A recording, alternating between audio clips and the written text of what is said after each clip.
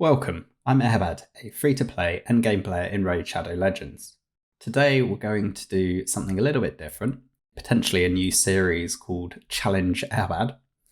In the comments section recently, a chap called SC Rambling challenged me to beat Knights Revanent stage 21 without using Berghoff, Sinacia, Faceless or Skullcrown. Since Knights Revanent is the only faction that I currently cannot comfortably auto stage 21, I thought this might work out nicely. Not only would it be a good excuse to test a champion who I think might be a key ingredient for me getting a full auto setup going, but also allow me to answer the challenge. So today we're going to build our team around Gaius, who I think not only has the potential to dominate Arena, but also provide many with a way to beat faction wars. Another champion I want to demonstrate is the rare Guardian, who I've ranked up to 5-star and booked out during this CVC for this exact purpose. Now, beyond that, things get a little bit more complicated. I have a limited roster of champions that are ranked up and viable. So we're going to have to try and build a team out, again, with that constraint of not being able to use Berghoff, Sinacia, Faceless or Skullcrown. I do think that Thylesia will be very strong as well in faction wars, but given that bombs ignore defense, I think with this Gaius approach, and given that I want to bring in Guardian as well, I don't want to bring yet another 50 in Thylesia. I think we'll be getting too weak. I do want to bring in Doom Priest for the increased attack, and I think bringing in Rector for heals and revive will be very important.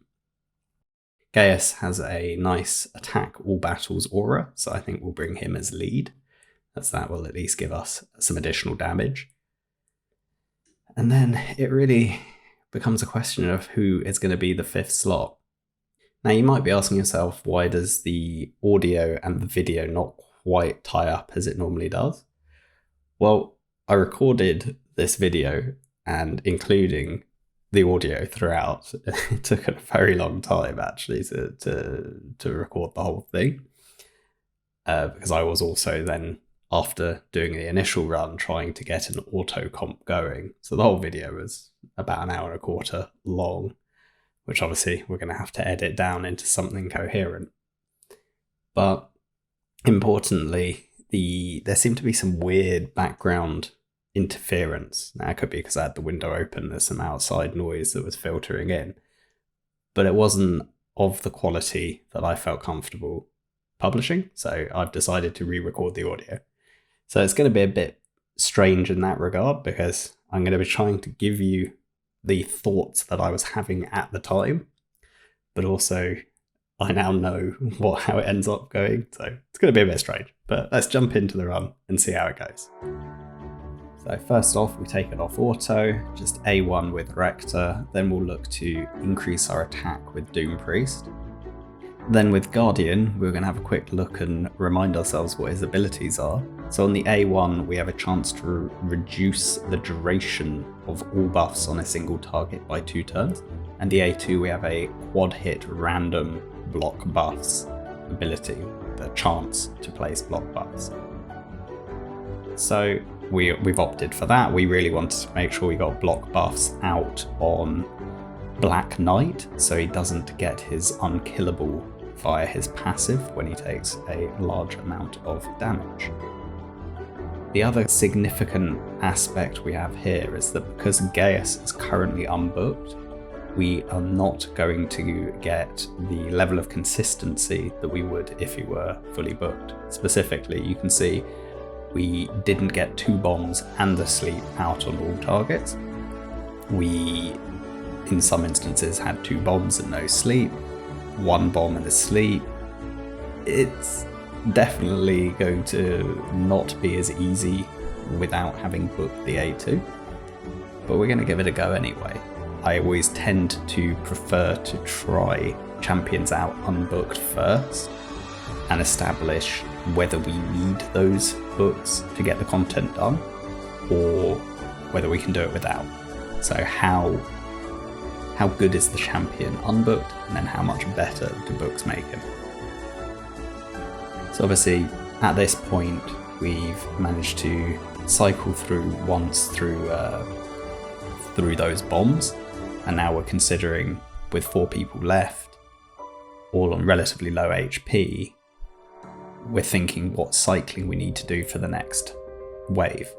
So in this instance, because Guardian's block buffs ability is on a 4-turn cooldown, which is quite long, and Gaius' A2 is 5 turns unbooked, we're now already in a position where we want to be A1 cycling until the second wave.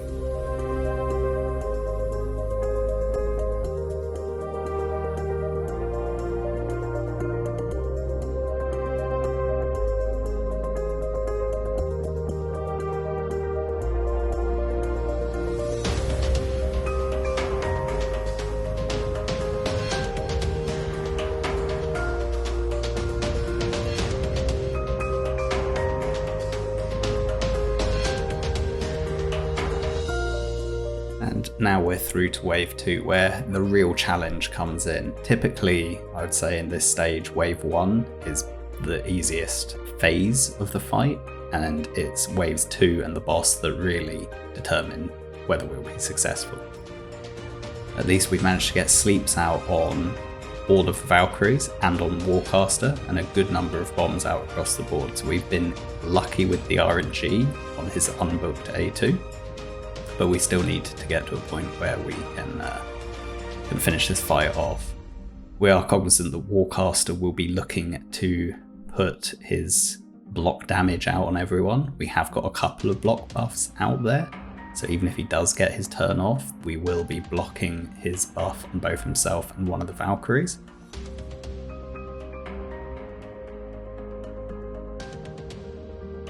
Now are in a position where Valkyrie, if we can't get CC on the last remaining uncontrolled Valkyrie, she will get her ability off, as she just did.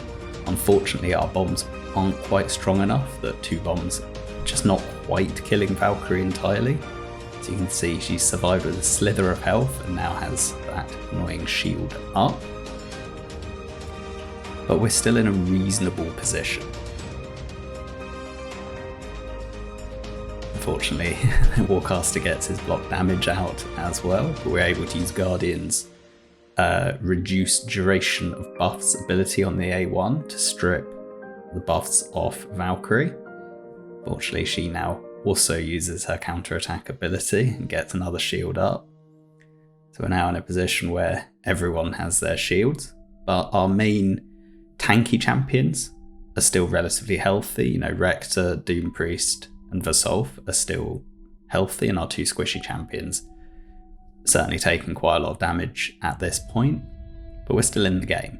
I think even with the unfortunate turn of the RNG that we suffered, we're still in a position where we can see this through.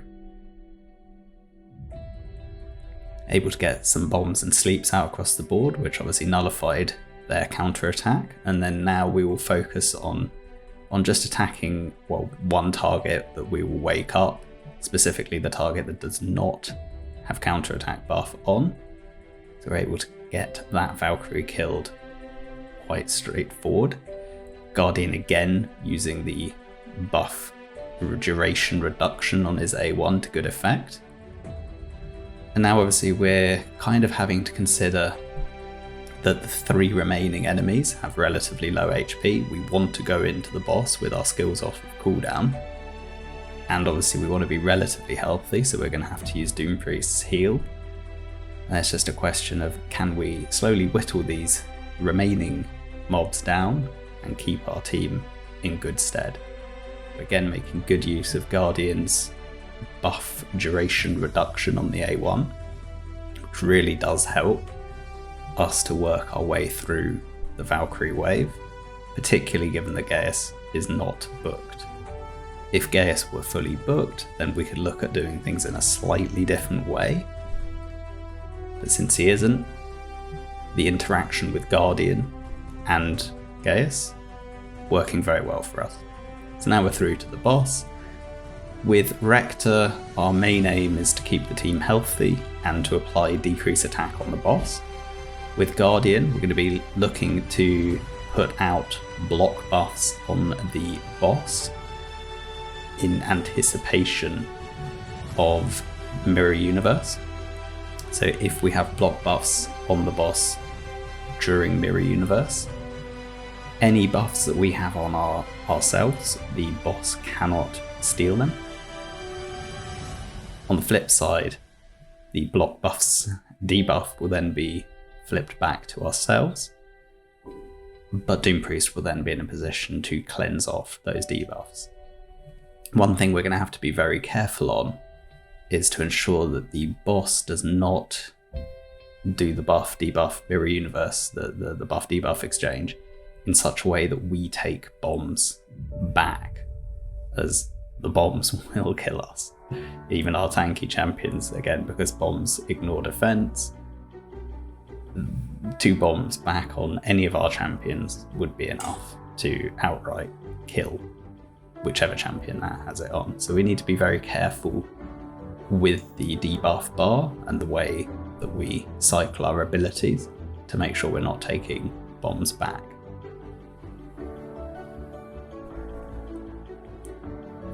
So here, with 1 turn remaining before Mirror Universe, we get the block buffs out. Ideally, we would be getting that block buffs ability when the boss has 2 turns cooldown on the Mirror Universe, such that we would only then take a single turn block buffs debuff back on ourselves.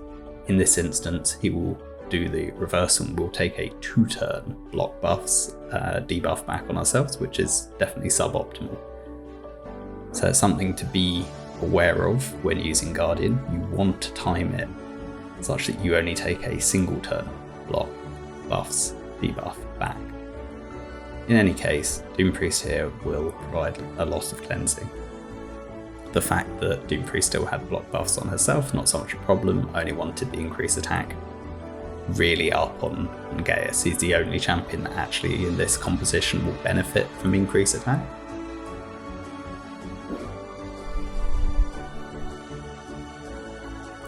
And at this stage of the fight, it really just becomes a case of managing our abilities and cycling them. Ensuring that the boss isn't able to steal our increased attack, which we can do 2 ways, right?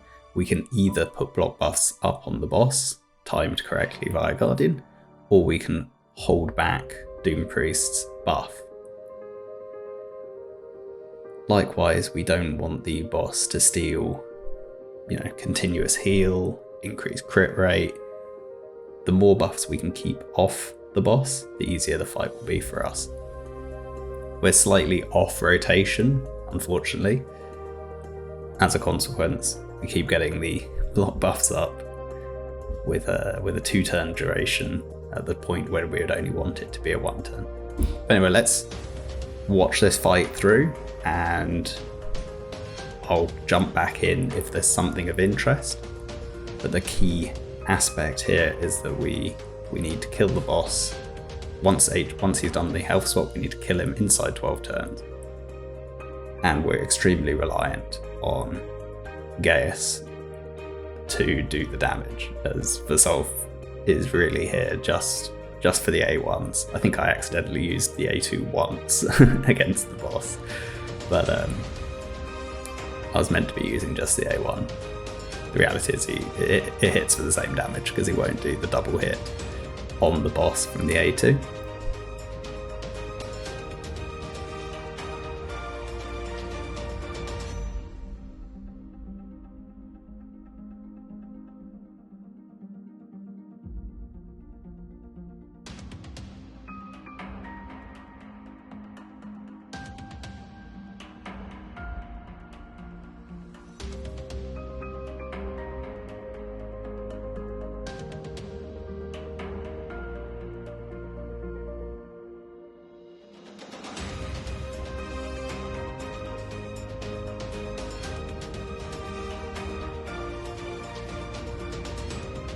Right, so now we've had the health swap, we have 12 turns within which to kill the boss. Again, we just have to keep cycling our abilities in a sensible way, which we did not do here since Mirror Universe is only one turn away, and we have now fed the boss with our buffs, although it didn't really actually matter in reality because we had the block buffs debuffed up.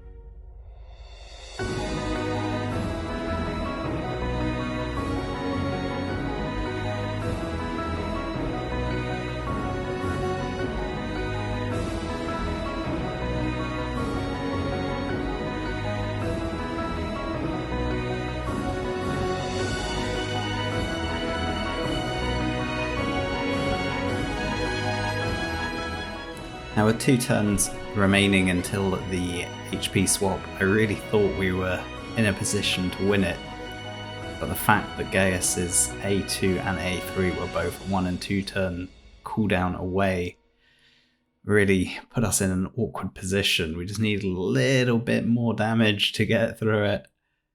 1 turn left, tiny bit of damage, bombs go on, but 2 turns to go. We just need to cycle back to Gaius to make it work. If we can just get back to him. But no, the A3 is still on cooldown, so we fail. Oh, it was so infuriating at the time. I really thought we were going to get it done inside the first 12 turns. But not to be disheartened, we will give it another go and see if we can do it this time. I think we're in a slightly better cycle. You know, we've got the initial 3 bombs of damage off straight away, so we're ahead of the curve compared to last time. We're in a better position. Obviously, another option to ensure that we would kill the boss inside 12 turns if we were struggling a little bit on the DPS side is to bring someone in a destroy set. If we were reducing the boss's max HP through damage, in fact Gaius in a destroy set would work very nicely.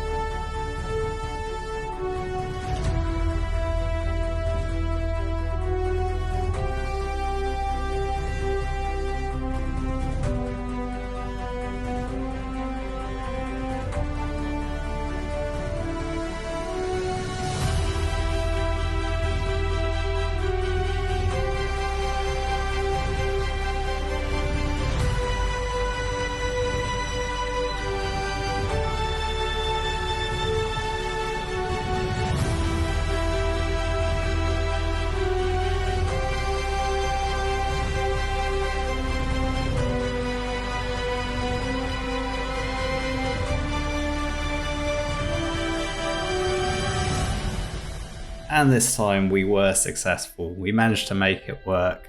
Unbooked Gaius, not fully leveled up, 0 masteries, with a level 30 5-star Guardian. Okay, Rector Drath and Doom Priest, extremely strong, top tier epics for the faction. Vasolf there could have been really any DPS champion, preferably single target, preferably hard hitting. The provoke on the A1 did help. We were able to make use of that, but equally we could have run someone in a stun set. We had 0 champions in stun sets here. So I think this gives you an alternative perspective on, again, another way to make Knight Revenants work. And we answered the challenge. That's the important thing here.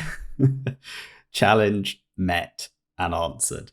Critically, I'm going to jump back in a moment to the original raw audio. And I mean, we can see whether you guys think that it was bad enough not to use. Maybe I'm being a bit of a perfectionist, but there's a reason to want to switch back. So let's jump in. So the question this run poses for us now is, do we want to book out Gaius? It is CVC right now, so if we're going to book him, now is the time to do it. If we look through, the A2 is 5 books, the A3 is 3 books, and the A1 is 2 books, so he is a 10 book champion. I do want to book Bivald, I do want to book Gaius. I'd say if we get everything in the A2, would probably stop. It's not likely to happen, in truth. But let's give it a go anyway. Oh, look at that. And that's why I started streaming. Well, not streaming, but creating content. Now I get the content creator luck. Unbelievable. That never happens. Following that extremely lucky booking of Gaius, getting at least the A2, I went back in and tried to set up a couple of different attempts at getting a full auto comp going. And whilst I could clear the first 2 waves very comfortably on full auto, I was struggling to get my abilities to line up against the boss, and we're having slight issues and end up having to intervene and manual the 12-turn kill. So anyway, let's jump into the builds and show you the champions that I used and how they're built. So Vasolf here is my HP room nuker built in Savage. He's built pretty slow and he hits hard. He's basically been my carry in those HP rooms in both Force HP and the regular HP rooms. So we have high HP, in HP percent boots, relatively low speed, 100% crit, high crit damage, enough accuracy to land the leeches. You don't really need to worry about the accuracy for the leeches, but I do like the provoke on the A1, so I prefer to keep it. My Rector Drath is in a Hydra build, high resistance. I do keep enough accuracy for faction wars to try and land that decrease attack. Good speed around 250 mark and high effective HP. If I had to sacrifice any stat here, I'd be sacrificing the resistance. I think having high speed and high effective HP and enough accuracy for the decreased attack are all highly important to try and clear faction wars on a consistent basis. In terms of masteries, my Rector Drath is in a kind of arena style build. You don't really need these masteries. You don't really need any masteries, to be honest, to get faction wars done. I think if I ever end up finishing them, I'll go down Lasting Gifts and Spirit Haste. But to be honest, there's a lot of options on Rector in terms of masteries. My Vasolf masteries, Helm Smasher, and I haven't picked whether I'll do defense or support tree yet. I still can't quite decide which is going to benefit me better. So for the time being, I leave it unselected because I never want to put myself in a position where I'm going to have to reset them. The skills are all done, and he works very well for the roles that I use him for in this existing build.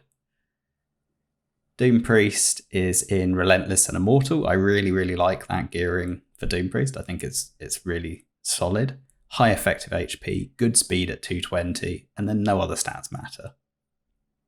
In terms of skills, my Doom Priest is booked, but you definitely don't need to book Doom Priest. I think I only end up booking my Doom Priest because of CVC. It just seemed like might as well, you know? And then my Doom Priest is kind of a traditional dungeon boss, clan boss style mastery down to War Master, and then generally picking up things that will give more tank, more survivability, including rejuvenation and shadow heal, such that any opportunity for Doom Priest to heal is going to be taken.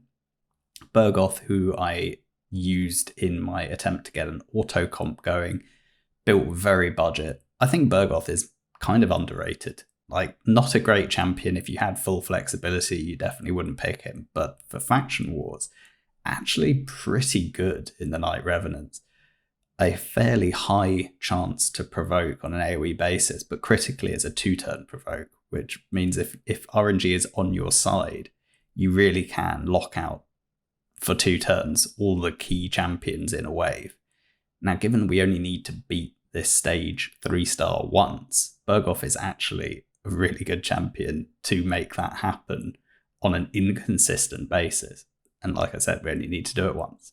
So mine's built high effective HP, very low crit rate because I don't want him to trigger the continuous heal on his A1. Mine, Bergoth, is booked, and the masteries at the moment, I just have done down with Green Scrolls. I picked up Evil Eye and some tanky masteries. I would go down to Fearsome Presence if I ever finished them. Ultimately, I 6-starred my Bergoth because I needed him for the HP secret rooms. I had a terrible HP roster when Doom Tower was first open. As a consequence, I ended up ranking up Bergoth with Husk as my DPS carry, and basically only really had those two plus Nullhorn were all my HP champions at the time, and it was a struggle. You know, I had to sort of try and muddle through with a very weak HP roster. Subsequently, I did pull better champions, and that's why ultimately Bergoth stopped getting built. And lastly, the man of the hour, Gaius. I've built mine in a temporary kind of interim build. I don't have good stone skin, so I tried to put him in untouchable instead. I wouldn't recommend it for faction wars at all.